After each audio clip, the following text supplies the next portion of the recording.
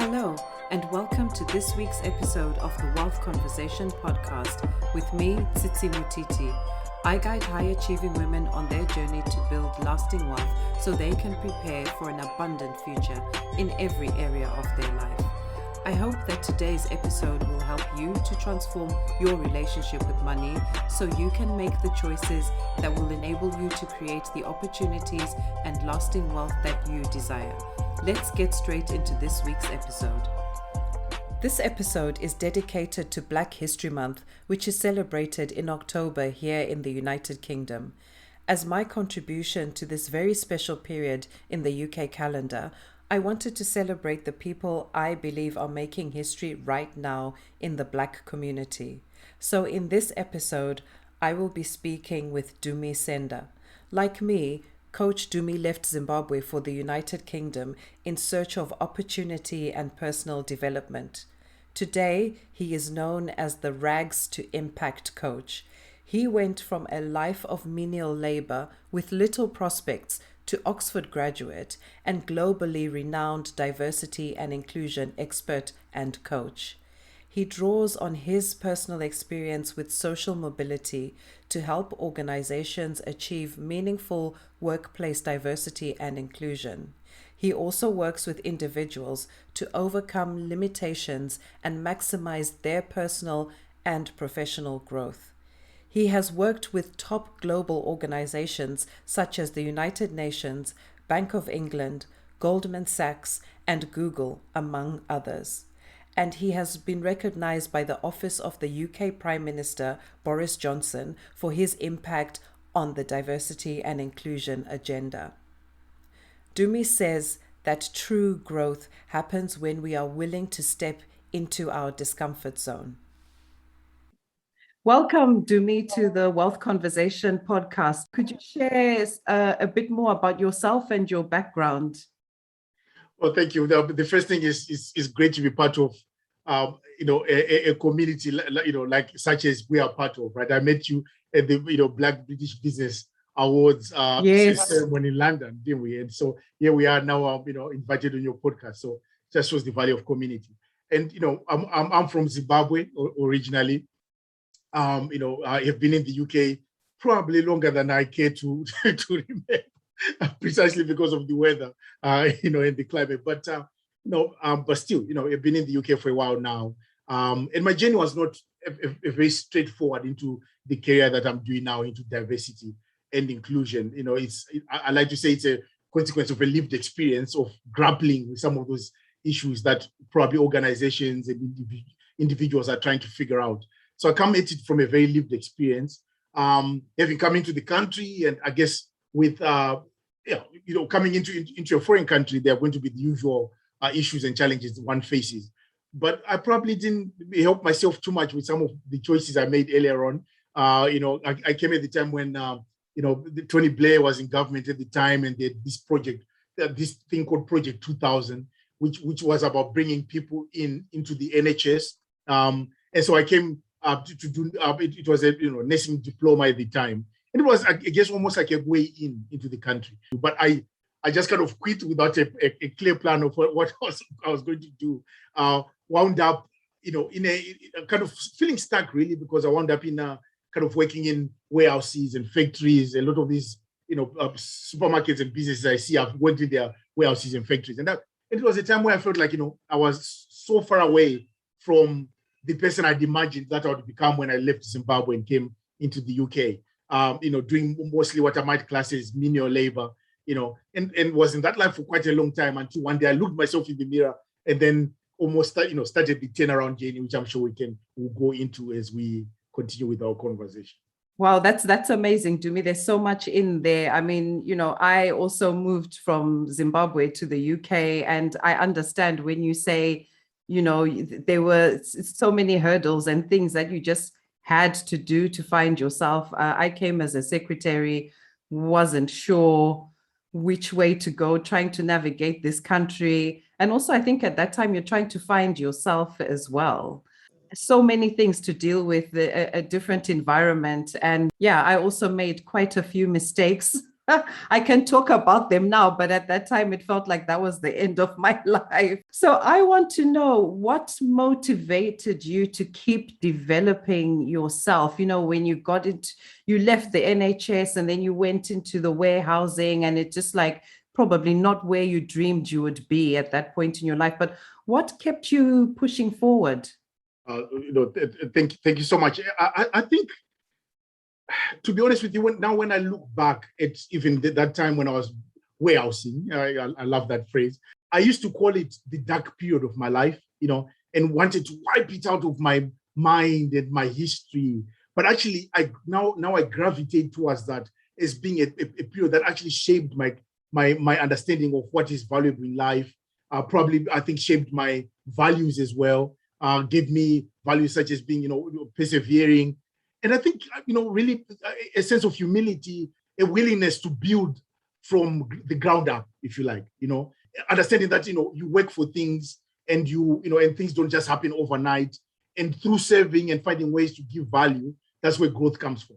And in some sense, I think because there was always something inside, I think that partly comes from our community, right? Anyone who comes from Zimbabwe, and I'll probably argue African communities, I'm sure can relate with this, in the sense that, you're brought up to be very aspirational and to kind of aim for something valuable. And partly because also you understand that, your family to some extent probably depend on that success too.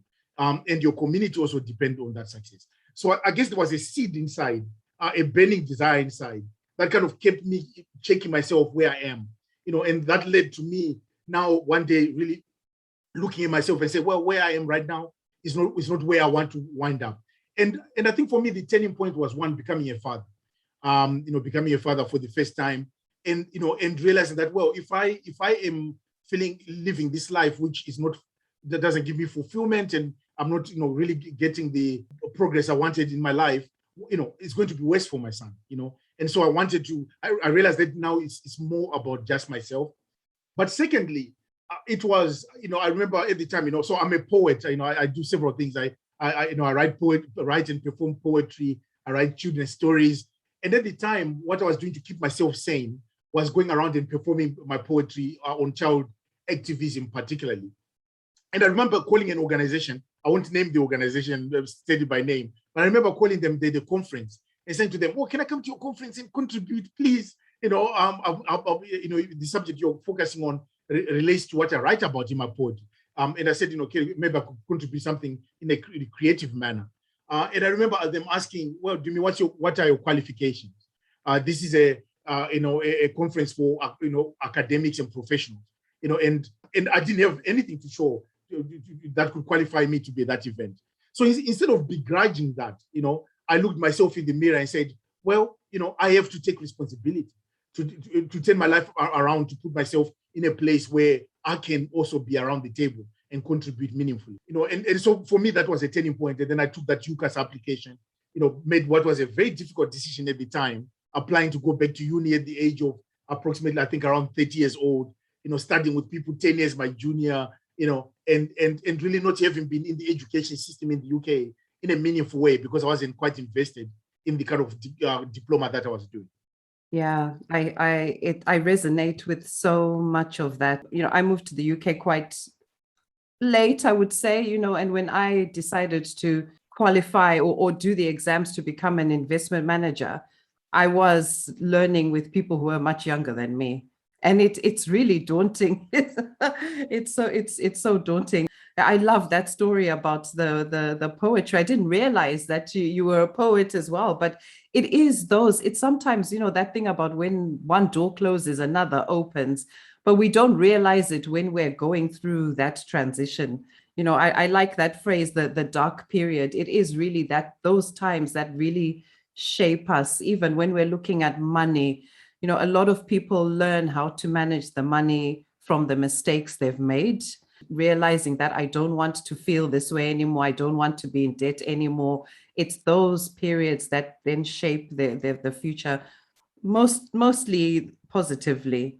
So you've gone to university and you've decided your career has taken you down the road of diversity and inclusion. Why is that important to you, and why did you decide to focus on that area specifically? Well, thank you. Firstly, when I even realized that there's this thing called diversity and inclusion, and kind of got into it, I actually realized that we were always working with that thinking of trying to create more diverse and inclusive society right from back home when I was in Zimbabwe. If you look at our culture in terms of you know about the notion of Ubuntu or Hunu, this notion that I am because we are. That's how we were raised. And we were raised, helping one another in the community and things like that. So these were not values that were alien to me.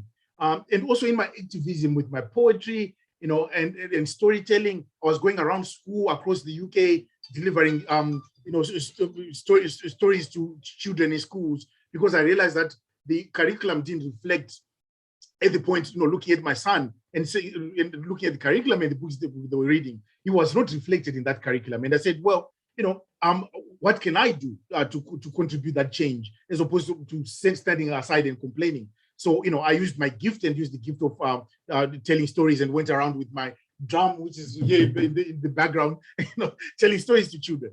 So by the time I after I finished my studies, my degree, and my master's at Oxford, and came into the D&I space, it was an extension of what I'd already been doing, except I hadn't realized that actually I'd already been doing what relates to diversity and inclusion.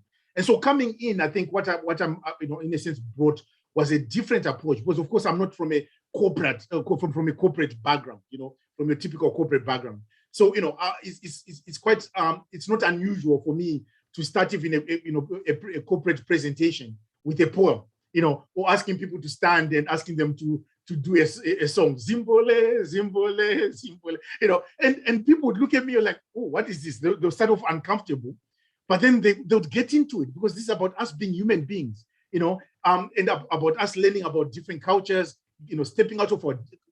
stepping into our discomfort zone sometimes, to grow and learn about how to create workplaces where we can all truly be authentic and be our best selves. So I think that's something that I kind of brought into my work in diversity and inclusion, that being different, and when you see me walking around, even wearing jackets with African colors and things like that, that's my view of being professional. I can be myself, I can be fully African and Zimbabwean and still be professional. So that's what I think I brought in, drawing on my experience of having worked in grassroots and doing all that work through creativity and poetry. I love that phrase of your stepping into your discomfort zone. Sometimes we have to do that to bring about change and for people to learn about us as individuals and new things. It's about sometimes us stepping into our discomfort zone. And you brushed over it very quickly, but you went to Oxford, you studied at Oxford. Can you just share a bit about that? And was that you also stepping into your discomfort zone? Yes, that was a massive discomfort zone, because it's I guess when institutions such as Oxford and Cambridge and others, but also the corporate sector, where of course you are a heavy hitter, and you're working in that space, right? These are spaces that because of underrepresentation, we may not see ourselves reflected, and so therefore even getting in is quite a swim against the current, and so there are battles that you have to battle first of self-belief, to say, actually, I can believe and apply to go to that institution. And then, then also in addition to that, the know-how to, how do I go about it?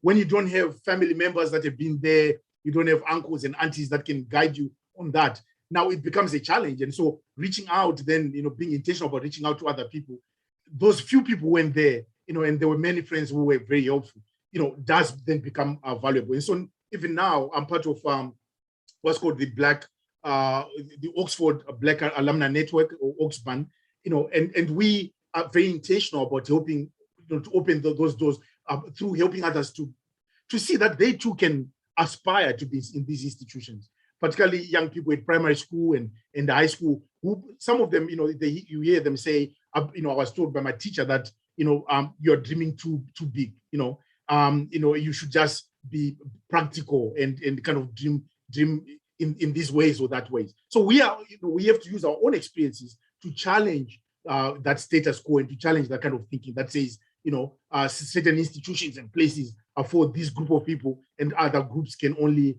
aspire for, something else that they can't aspire for those platforms. So yeah, so in some sense it was stepping into the discomfort zone, but I don't think the value is so much about me having gone to Oxford. The value is about what do I do having gone to Oxford that can help others to also believe that they can go there. In the same way that you are using this platform, your podcast, to open up understanding for people who usually don't talk about money, and I look forward to us going into that discussion about money, because this is something that I've had to grapple with and really deal with, particularly as a consultant and working for myself and building a little business for myself, dealing with some of those kind of, disqualifiers in our heads that say that stop you even mentioning a number when people ask you about what you charge for your services, So yeah, so I think it's part of that really.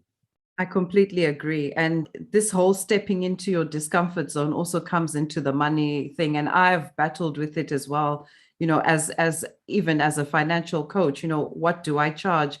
There are numbers that you don't feel comfortable with, but you have to keep stretching and stretching yourself. And for me, one thing I always think about is, okay, if I am earning X amount, that dream number, who else besides me is going to benefit? And the first people, it's always your family. And you're thinking about the next generation. And I'm very big on generational wealth creation. So, I'm thinking beyond my daughter, I'm thinking about her children and her children's children. And it kind of then puts that into perspective. Now, I know you've worked with and consulted with some of the largest organizations on the planet, but you also focus on individuals. What is so important about the individual, and what was the motivation for you to focus on individuals? I'm thinking about you working with people on a one-to-one basis. I think recognizing, I guess from my own journey, that in the end, it comes back to that young person, in their home in East London, who maybe does not have an example in their home of what it looks like to get into Goldman Sachs, to get into Google, to get into Barclays, right? And us using our platforms and our voices and our experiences to show them that, yes, it is possible. But I think it's not just showing them what the pathway into the organization. It's showing the pathway into themselves, the pathway of self-discovery. For me, that's where I find that's where the power really lies. Because when you unlock that, even when community, or rather society, has these narratives that sometimes cause us to question ourselves. When we have something, kind of deep-rooted in ourselves that says, I am valuable, and I'm prepared to put in the work, and I'm prepared to stand by my values, then you are likely to go far. And I think that's a much more substantial tool to give people. So I tend to use that through coaching, and coaching is a really powerful tool, because it's not about telling you the answers. It's about asking you powerful questions that help you to get to your answer, the answer that is right for you. And so in the past few months, particularly in the wake of COVID, I've been working with organizations such as Migrant Family Support and others, and working with families, coaching their children, and sometimes coaching the parents as well in how to support their children. And I find that work is really, it may not be about, it may not be, have fancy logos of organizations on its back, but I think it does, it does drive necessary traction to help move our communities forward.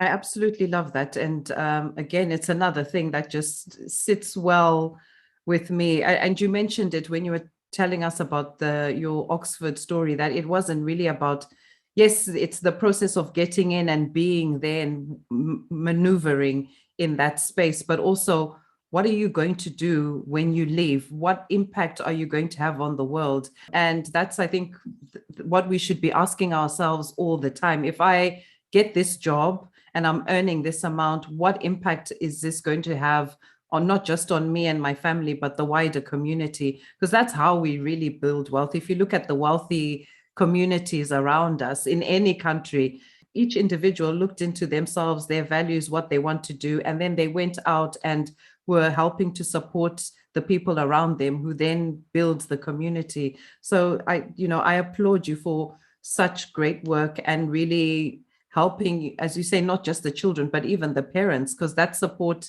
is also really, really needed. One of the biggest barriers that individuals face when it comes to aiming for success is stepping away from the tribe at times, and it's something that I have had to do on occasion when I'm trying to level up.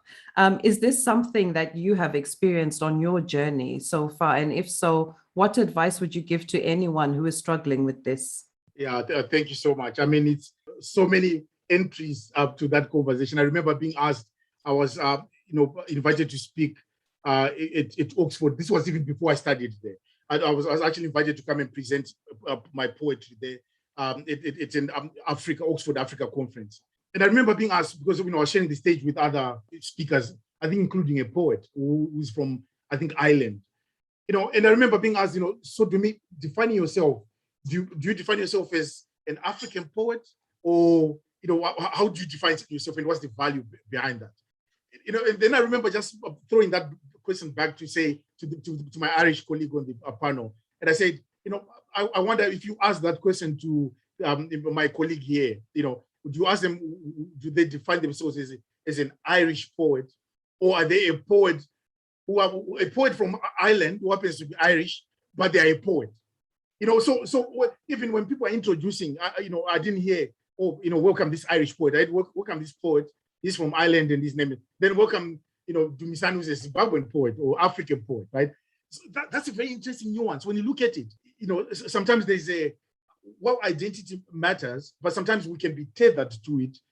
And then it creates a silo in that, in who we serve, it's expected that we can only serve people who look like us and are from our community. Whereas everyone else, it's okay for them to come to our communities and serve and be poets and be, bankers and be, whatever they are contributing of value, right?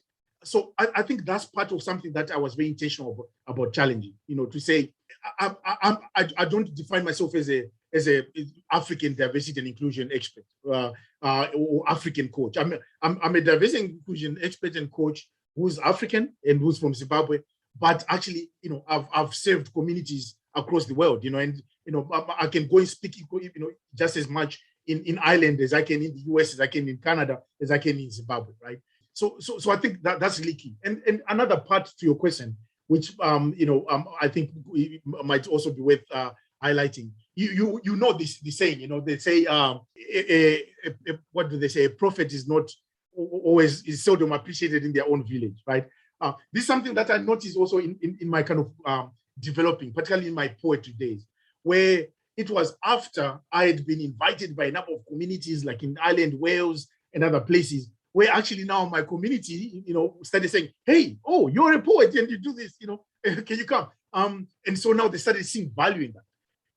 And I don't necessarily think it's something to necessarily begrudge your community, but it's just having that awareness that sometimes just because people in your tribe are not necessarily seeing the value right away, it doesn't mean you should stop. So do reach out. Other communities might see your value quicker, and then your community might catch up. And there's nothing unusual about that, because sometimes we can take familiarity for granted, and it is when other people see that value that we can begin to also see that value. But also perhaps that also says to ourselves, let's challenge ourselves to not take what we have for granted too. Let's look in our communities. There are leaders, there are global leaders in our communities. And so let's not assume that our global leaders only exist in other people's communities only. In our communities too, we've got people like yourself who are leading on these amazing, and important topics on a global platform, as well as your career in the banking field as well, which is itself a very global platform that you're a leader in. So we need to also recognize the value that we have in our communities.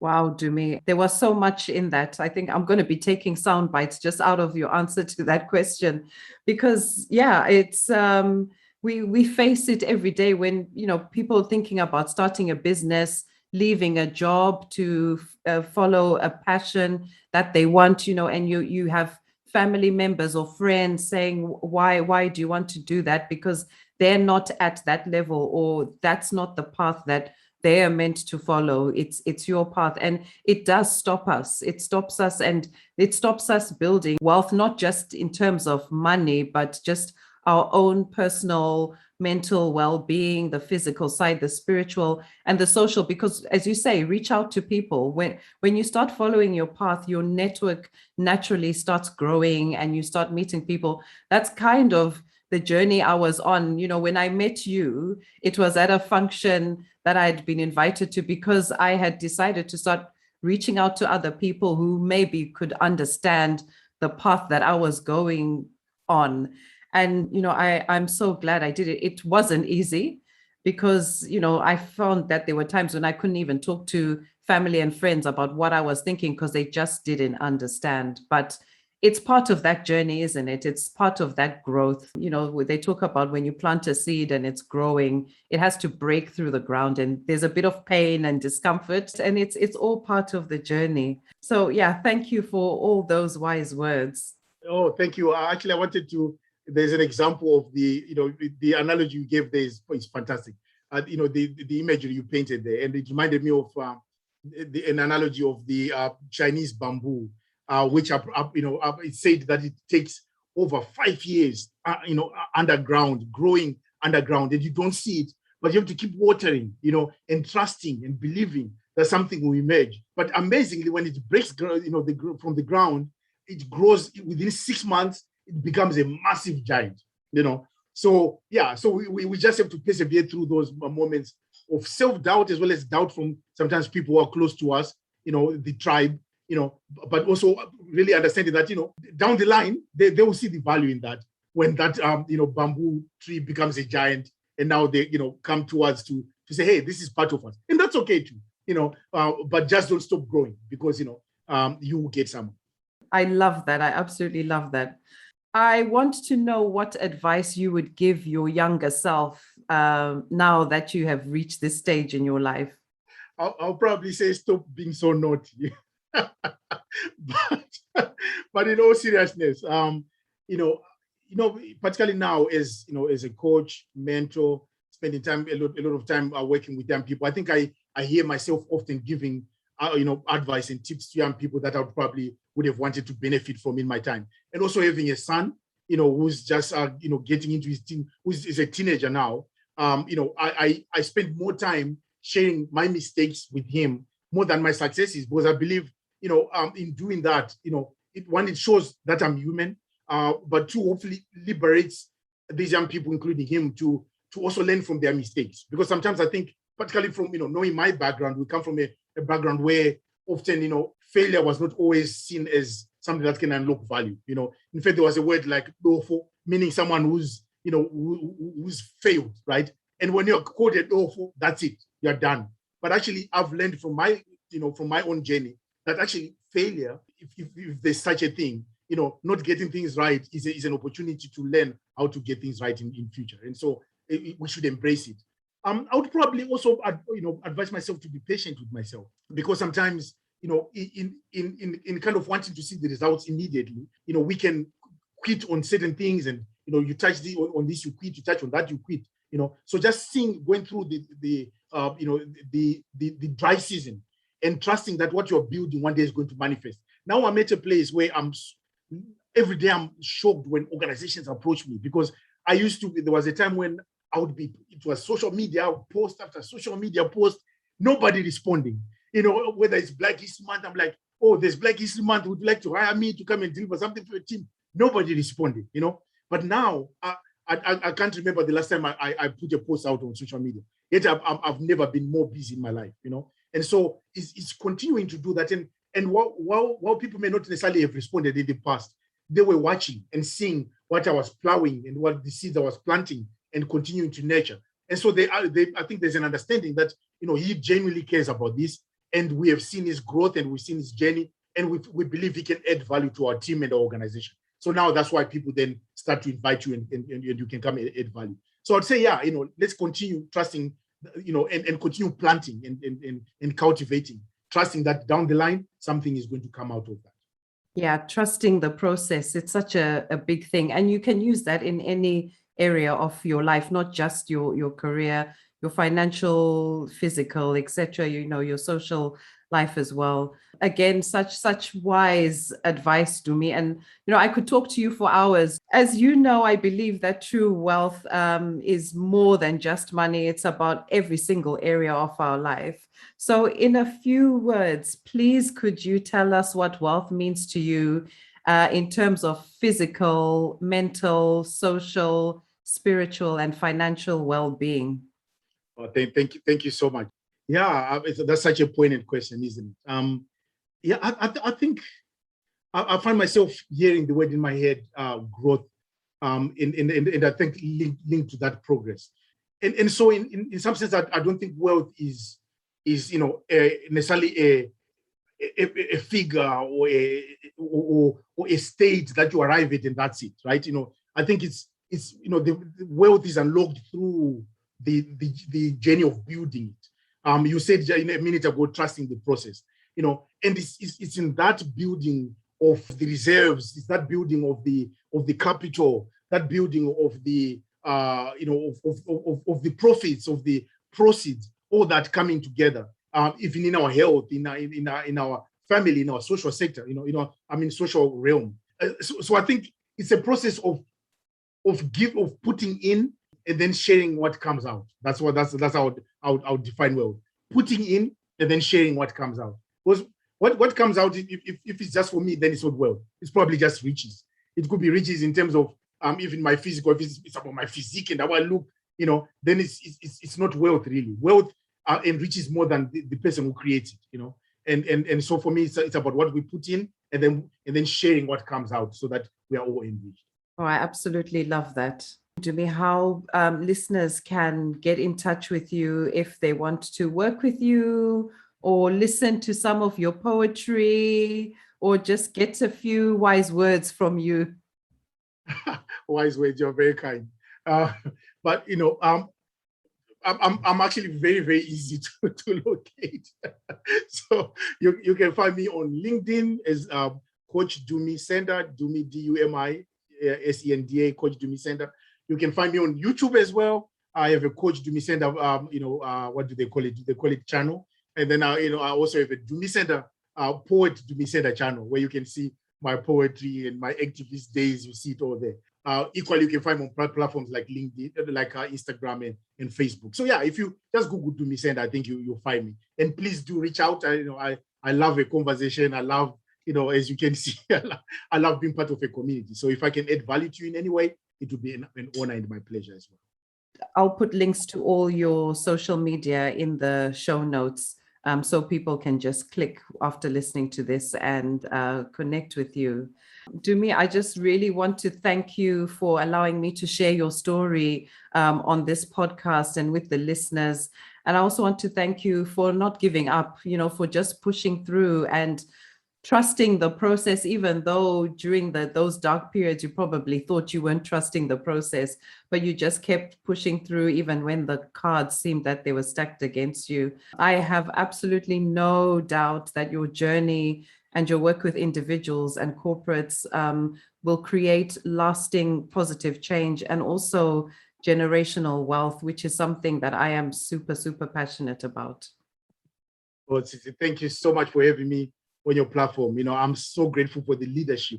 Yeah, you are embodying and really dispensing for all of us, not just people of Black and African and other heritages, but global.